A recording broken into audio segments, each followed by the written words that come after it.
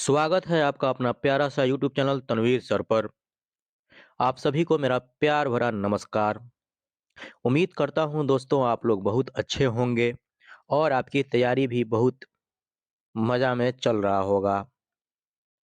Question answer शुरू करने से पहले मैं अपने नए मित्र को यानी इस चैनल पर जो भी सज्जन पहली बार आए हैं और अभी तक इस चैनल को आपने सब्सक्राइब नहीं किया तो क्या किया भाई?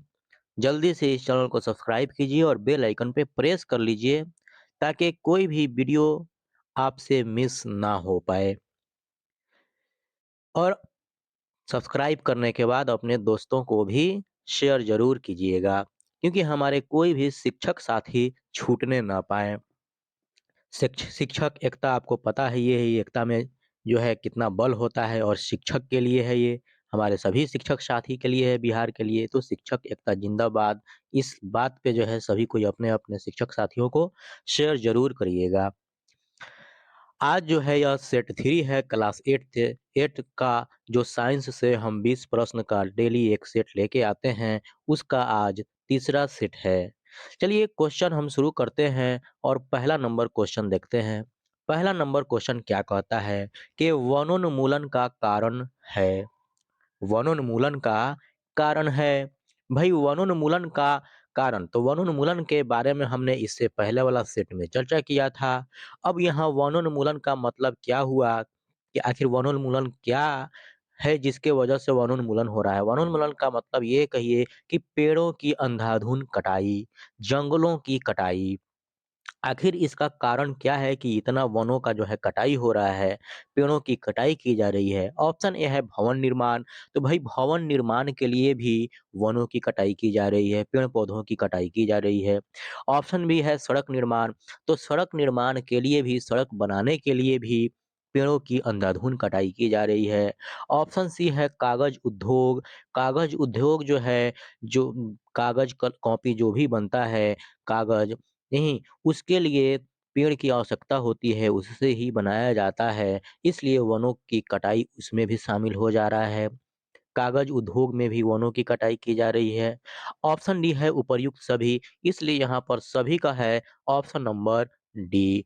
Option number D is the right answer, उपर्युक्त सभी। चलिए नेक्स्ट क्वेश्चन की तरफ बढ़ते हैं। Question number 2। 2 नंबर क्वेश्चन कहता है, वनोन्मूलन का अस्थायी हल क्या है? अगर वनोन्मूलन है, ये हो रहा है, पेड़ों की कटाई हो रही है, तो आखिर इसका अस्थायी हल क्या है? कुछ तो हल होना चाहिए भई। वनोन्मूलन का अस्थायी हल पूछ रहा है।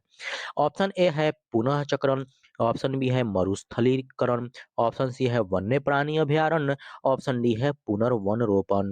भाई ऑप्शन नंबर डी इसका सही आंसर होगा। ऑप्शन नंबर डी आंसर हो जाएगा क्योंकि अगर पेड़ों की कटाई हो रही है तो उसके बदले में भी पेड़ लगाना होगा और वही क्या होता है, पुनर्वन रोपण होता है। अगर आप पेड़ काट रहे हैं, पेड़ों की कटाई कर रहे हैं, तो उसके बदले में कहीं और भी आप पेड़ लगाइए और उसके बदले में जितना पेड़ आप काट रहे हैं, उसके बदले में जो पेड़ लगाया जाएगा, वही क्या कहलाता है, पुनर्वन रोपण। यानी दोबारा से फिर उसको जो है उस जगह पे तो नहीं हो सकता है, उसके बदले में कहीं और आप लगा सकते हैं। तो ऑप्शन नंबर डी इसका राइट आंसर होगा पुनर्वन रोपण। वनोन्मूलन का अस्थायी हल पुनर्वन रोपण है। चलिए अब नेक्स्ट क्वेश्चन की तरफ बढ़ते हैं। Question number 3। 3 नंबर क्वेश्चन कहता है, क्लोरोप्लास्ट किसमें पाया जाता है? क्लोरोप्लास्ट किसमें पाया जाता है?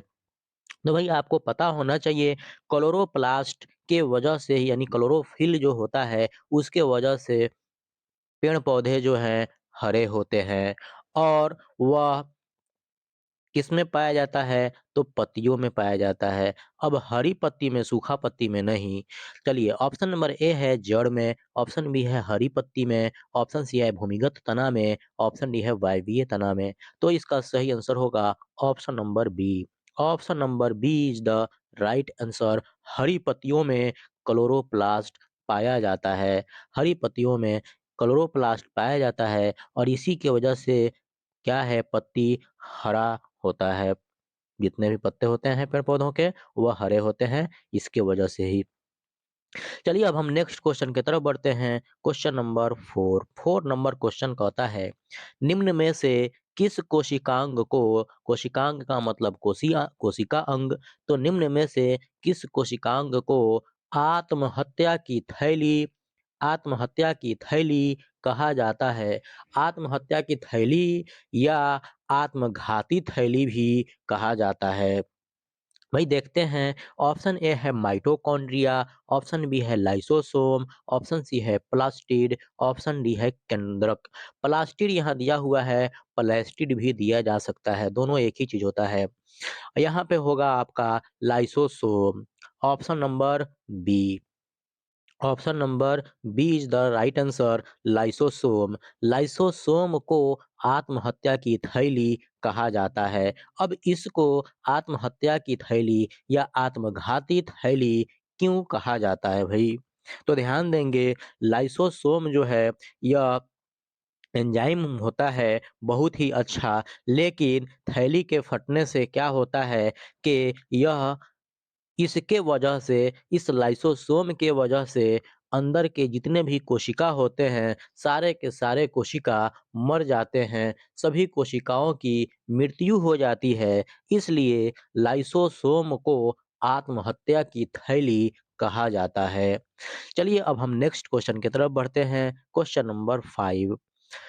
5 नंबर क्वेश्चन कहता है, एक कोशिक जीव का उदाहरण है। तो आप तो हमेशा सुनते आए हैं, पढ़ते आए हैं कि अमीबा एक ऐसा जीव है जो एक कोशिकीय जीव होता है। अब ऑप्शन देखते हैं कि एक कोशिका वाला जीव इसमें दिया है, ऑप्शन क्या-क्या है? ऑप्शन ए है मक्खी, बी है हाइड्रा, सी है फीता कृमि, ऑप्शन डी है अमीबा। तो ऑप्शन नंबर डी इसका राइट आंसर होगा। Option number D is the right answer, amoeba. एक कोशिकीय जीव का उदाहरण अमीबा है। चलिए अब नेक्स्ट क्वेश्चन की तरफ बढ़ते हैं। Question number 6। 6 नंबर क्वेश्चन कहता है, जंतु कोशिका में कौन सा कोशिकांग अनुपस्थित रहता है? भाई अनुपस्थित यहाँ पे पूछ रहा है, उपस्थित नहीं, अनुपस्थित। और उसके बाद जंतु कोशिका में पूछ रहा है यहाँ पर। तो कोशिका दो प्रकार के होते हैं भाई, जंतु कोशिका और पादप कोशिका। तो यहाँ पादप कोशिका और जंतु कोशिका दोनों, लेकिन जंतु कोशिका में पूछ रहा है कि कौन सा कोशिकांग अनुपस्थित रहता है।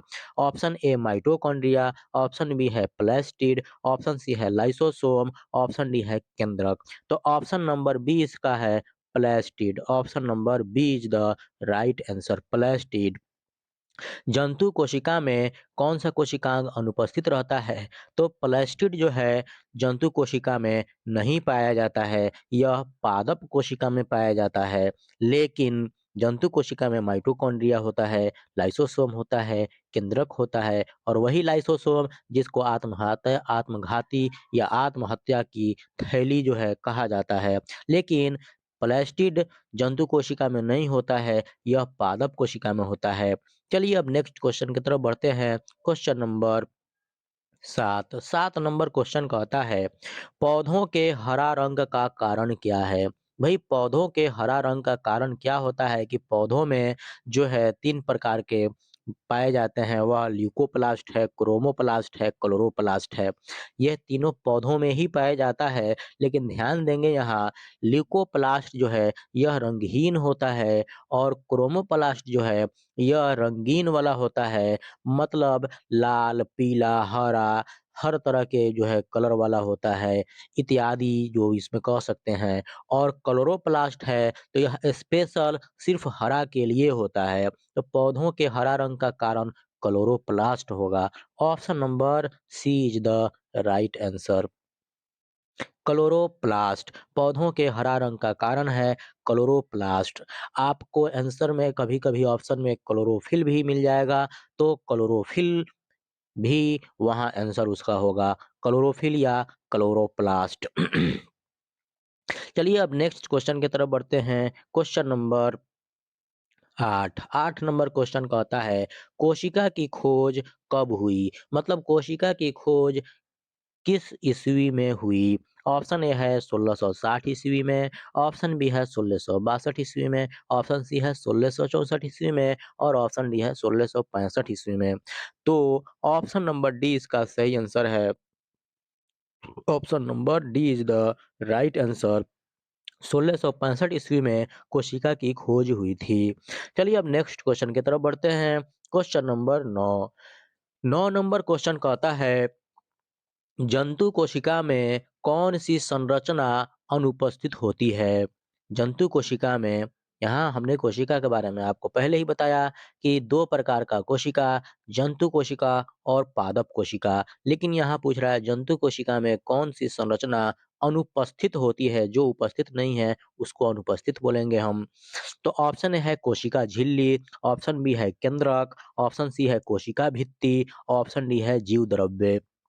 इसका सही आंसर होगा option number C. Option number C is the right answer. कोशिका भित्ति जंतु कोशिका में नहीं पाया जाता है, क्योंकि कोशिका भित्ति जो है यह पादप कोशिका में पाया जाता है। कोशिका भित्ति कौन से कोशिका में पाया जाता है भाई? तो कोशिका भित्ति पादप कोशिका में पाया जाता है। और यहाँ बाकी जो है कोशिका झिल्ली जंतु कोशिका में पाया जाता है, केंद्रक जंतु कोशिका में पाया जाता है, जीव द्रव्य को जंतु कोशिका में पाया जाता है, लेकिन कोशिका भित्ति पादप कोशिका में पाए जाते हैं। इसलिए यहाँ जंतु कोशिका पूछ रहा है, तो जंतु कोशिका में यह अनुपस्थित हो जाएगा। ऑप्शन नंबर डी कोशिका भित्ति। Option number C. अब ध्यान देंगे जरा सा, जंतु कोशिका और पादप कोशिका। तो पादप कोशिका को साइड में कीजिए। यहाँ कोशिका झिल्ली जो है, इसके बाहर जो है एक मोटा संरचना बना होता है, उसको कोशिका भित्ति भी बोला जाता है। और यह इसमें जो है अनुपस्थित हो गया, किसमें? जंतु कोशिका में अनुपस्थित होता है। चलिए अब नेक्स्ट क्वेश्चन की तरफ बढ़ते हैं। क्वेश्चन नंबर 10 नंबर क्वेश्चन कहता है, नर और मादा युग्मक मिलकर क्या बनाते हैं? नर और मादा युग्मक मिलकर क्या बनाते हैं? तो नर और मादा युग्मक यानी पेयर, ये जब मिलते हैं तो बनता है युग्मनज होता है। ऑप्शन ए है युग्मनज, ऑप्शन बी है मुकुल, ऑप्शन सी है शुक्राणु, ऑप्शन डी है भ्रूण। तो ऑप्शन नंबर ए इसका सही आंसर होगा। ऑप्शन नंबर ए युग्मनज। नर और मादा युग्मक मिलकर क्या बनाते हैं? युग्मनज इसका आंसर होगा। यानी लैंगिक जनन में यह होता है। चलिए अब नेक्स्ट क्वेश्चन की तरफ बढ़ते हैं। Question number 11। 11 नंबर क्वेश्चन बिल्कुल 10 नंबर क्वेश्चन के जैसा ही है। यह कहता है, नर और मादा युग्मक के संयोजन की प्रक्रिया को क्या कहा जाता है?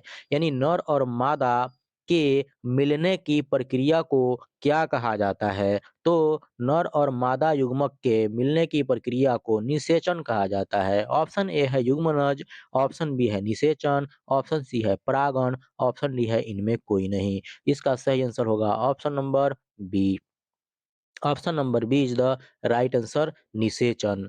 चलिए अब नेक्स्ट क्वेश्चन की तरफ बढ़ते हैं। Question number 12। 12 नंबर क्वेश्चन कहता है, जो जंतु सीधे शिशु को जन्म न देकर अंडे देती है उसे कहते हैं। भाई हम अपने आस पास का जो माहौल है, वातावरण है, इसमें हमने अनेक जो है प्रकार के जीव जंतु को देखा है और देखते भी हैं। लेकिन यहाँ क्वेश्चन कह रहा है कि जो जंतु सीधे शिशु को जन्म न देकर, जो जंतु सीधे बच्चे को जन्म न देकर अंडे देती है उसको क्या कहा जाता है? यानी अंडा देने वाले जो है जंतु को क्या कहा जाता है? ऑप्शन ए है जरायुज जंतु, ऑप्शन बी है अंडप्रोजक जंतु, ऑप्शन सी है स्तनधारी जंतु और ऑप्शन डी है इनमें कोई नहीं। तो ऑप्शन नंबर बी इसका सही आंसर होगा। Option number B is the right answer, अंडप्रोजक जंतु। यानी जो जंतु अंडे देती है, जो जंतु अंडा देते हैं उसको अंडप्रोजक जंतु कहा जाता है। चलिए अब नेक्स्ट क्वेश्चन की तरफ बढ़ते हैं। Question number 13। 13 नंबर क्वेश्चन 12 के जैसा है, लेकिन थोड़ा सा इसमें चेंजिंग है। यह कहता है, जो जंतु अपने जैसे शिशु को जन्म देती है उसे कहते हैं। यानी जो भी जीव जंतु अपने जैसे बच्चे को जन्म देती है उसको क्या कहा जाता है? तो वह जरायुज जंतु होता है। ऑप्शन नंबर ए में ही दिया हुआ है, जरायुज जंतु। Option number A. इसका सही आंसर होगा जरायुज जंतु। और ऑप्शन डी है, बी है यहाँ अनप्रजक। तो अंडे देने वाले जंतु को अनप्रजक जंतु कहा जाता है। लेकिन यहाँ कह रहा है जो जो भी जीव जंतु अपने जैसे बच्चे को जन्म देती है उसे जरायुज जंतु कहा जाता है। चलिए अब नेक्स्ट क्वेश्चन की तरफ बढ़ते हैं। Question number 14। 14 नंबर क्वेश्चन कहता है आंतरिक निषेचन होती है। ऑप्शन ए है मादा के शरीर में, ऑप्शन बी है नर के शरीर में, ऑप्शन सी है मादा के शरीर के बाहर, ऑप्शन डी है नर के शरीर के बाहर। भाई ध्यान देंगे यहाँ आंतरिक निषेचन पूछ रहा है। तो निषेचन दो प्रकार का होता है, आंतरिक निषेचन और बाह्य निषेचन। आंतरिक का मतलब होता है अंदर और बाह्य का मतलब होता है बाहरी। तो आंतरिक निषेचन के बारे में यहाँ पूछ रहा है तो ध्यान देंगे यह दोनों जो है मादा के शरीर में ही होगा। अब मादा के शरीर के बाहर हो सकता है या मादा के शरीर के अंदर हो सकता है। तो मादा के शरीर के अंदर जो होगा वह आंतरिक होगा और मादा के शरीर के जो बाहर होगा वह क्या हो जाएगा? आंतरिक नहीं बल्कि बाह्य निषेचन हो जाएगा। तो यहाँ ऑप्शन नंबर ए देखते हैं मादा के शरीर में दिया हुआ है और आंतरिक निषेचन पूछ रहा है। तो मादा के शरीर में ऑप्शन नंबर ए इसका सही आंसर हो जाएगा। ऑप्शन नंबर ए मादा के शरीर में आंतरिक निषेचन होती है। चलिए अब नेक्स्ट क्वेश्चन की तरफ बढ़ते हैं हम। Question number 15। 15 नंबर क्वेश्चन कहता है मुकुलन विधि द्वारा जनन किस जंतु में होता है? ये वेरी वेरी इंपॉर्टेंट क्वेश्चन है और हमेशा पूछा जाता है। तो मुकुलन विधि द्वारा जनन किस जंतु में होता है? इस पर हमने पहले भी चर्चा किया हुआ है। ऑप्शन ए है पैरामीशियम, ऑप्शन बी है अमीबा, ऑप्शन सी है बैक्टीरिया, ऑप्शन डी है हाइड्रा। तो इसका सही आंसर होगा option number D. Option number D is the right answer hydra. मुकुलन विधि द्वारा जनन किस जंतु में होता है? तो हाइड्रा में होता है। चलिए अब नेक्स्ट क्वेश्चन की तरफ बढ़ते हैं। Question number 16। 16 नंबर क्वेश्चन कहता है लड़कों के गले में उभरा हुआ भाग क्या कहलाता है? लड़कों के गले में उभरा हुआ भाग क्या कहलाता है? तो ध्यान देंगे भाई, लड़के जब होते हैं तो वह जब किशोरावस्था से यौनावस्था में प्रवेश करते हैं। कब? जब किशोरावस्था से यौनावस्था में प्रवेश करते हैं तब उनके जो है गला में एक उभार देखने को मिलता है, जिसके वजह से उनका आवाज जो होता है भारी हो जाता है। वह क्या कहलाता है? वही उभार जो है क्या कहलाता है? तो कंठ मणि उसको बोला जाता है। ऑप्शन ए देखते हैं लेरिंक्स, ऑप्शन बी है एडम्स एपल या कंठ मणि, ऑप्शन सी है थायराइड, ऑप्शन डी है स्वर यंत्र। तो इसका सही आंसर होगा option number B. Option number B is the right answer Adam's apple या कंठमणि। यह कब देखने को मिलता है? जब किशोरा अवस्था से लड़के यौनावस्था में प्रवेश करते हैं तब उनके गले में एक उभार देखने को मिलता है और जिसके वजह से उनके आवाज में भारीपन आ जाता है और वही एडम्स एप्पल या कंठमणि कहा जाता है कहलाता है। चलिए अब नेक्स्ट क्वेश्चन की तरफ बढ़ते हैं। Question number 17। 17 नंबर क्वेश्चन कहता है मानव कोशिका में कितने जोड़े गुणसूत्र पाए जाते हैं? मानव कोशिका में कितने जोड़े गुणसूत्र पाए जाते हैं? ऑप्शन ए है 22 जोड़े, ऑप्शन बी है 23 जोड़े, ऑप्शन सी है 24 जोड़े, ऑप्शन डी है 25 जोड़े। तो इसका सही आंसर होगा 23 जोड़े। Option number B is the right answer 23 जोड़े, क्योंकि टोटल गुणसूत्र 46 होते हैं और यहाँ पे जोड़ा पूछ रहा है तो 23 जोड़ा हो जाएगा। मानव कोशिका में कितने जोड़े गुणसूत्र पाए जाते हैं? 23 जोड़े, यानी कि टोटल कुल 46 होता है। यहाँ 23 का डबल कीजिएगा तो 46 हो जाएगा और यहाँ 23 जोड़े इसका आंसर हो जाएगा। चलिए अब नेक्स्ट क्वेश्चन की तरफ बढ़ते हैं। Question number 18। 18 नंबर क्वेश्चन कहता है स्त्रियों में होने वाले मासिक स्राव की सामान्य अवधि क्या है? अवधि का मतलब होता है समय। ऑप्शन ए है 22 दिन, ऑप्शन बी है 14 दिन, ऑप्शन सी है 35 दिन, ऑप्शन डी है 28 दिन। तो इसका सही आंसर होगा option number D. Option number D is the right answer 28 दिन। स्त्रियों में होने वाले मासिक स्राव की सामान्य अवधि 28 दिन का होता है। चलिए अब नेक्स्ट क्वेश्चन की तरफ बढ़ते हैं। Question number 19। 19 नंबर क्वेश्चन कहता है, निम्न में से कौन सा आहार, आहार का मतलब भोजन, किशोर के लिए सर्वोत्तम है? यानी कि कौन सा भोजन इसमें से किशोरों के लिए सबसे अच्छा है? ऑप्शन ए है chips, noodles, Coke. Option B है रोटी, दाल, सब्जियां। ऑप्शन सी है चावल, नूडल्स, बर्गर। ऑप्शन डी है शाकाहारी, टिक्की और चिप्स तथा लेमन पेय। अब ध्यान देंगे जरा सा यहाँ पर कि किशोर के लिए, बच्चों के लिए या किसी के लिए भी सर्वोत्तम जो है, अब फास्ट फूड यह नुकसानदेह होता है, तो फास्ट फूड तो होगा नहीं जिसमें चिप्स, नूडल्स, कोक ये सभी आता है। और चावल, नूडल्स, बर्गर ये सभी भी फ़ास्ट फ़ूड इसमें शामिल हो गया, इसलिए यह भी नहीं होगा। फ़ास्ट फ़ूड तो कहीं से भी बेहतर नहीं है। ऑप्शन डी है शाकाहारी टिक्की, चिप्स तथा लेमन पे, तो ये भी मिक्स हो जा रहा है, सिर्फ़ शाकाहारी मिला देने से नहीं हो जाएगा। एक बच रहा है option number B. Option number B रोटी, दाल और सब्जियाँ।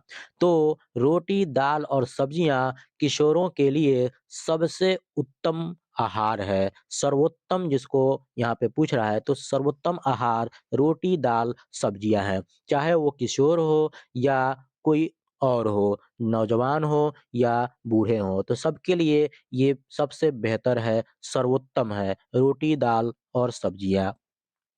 इसलिए इसका ऑप्शन नंबर 20 सही आंसर हो जाएगा। चलिए अब नेक्स्ट क्वेश्चन की तरफ बढ़ते हैं। Question number 20।